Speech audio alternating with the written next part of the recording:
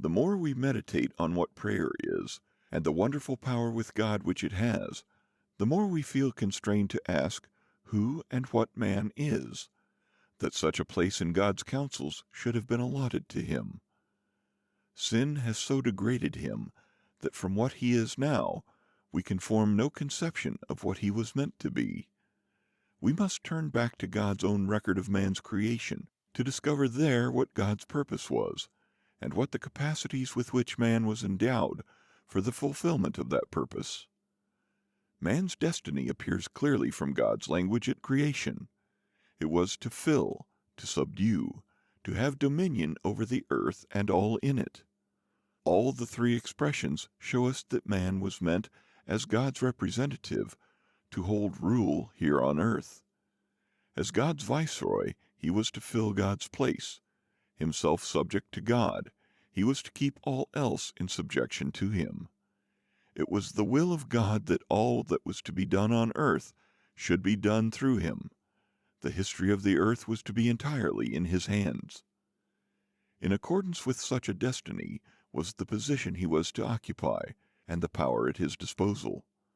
When an earthly sovereign sends a viceroy to a distant province, it is understood that he advises as to the policy to be adopted, and that that advice is acted on, that he is at liberty to apply for troops and the other means needed for carrying out the policy or maintaining the dignity of the empire.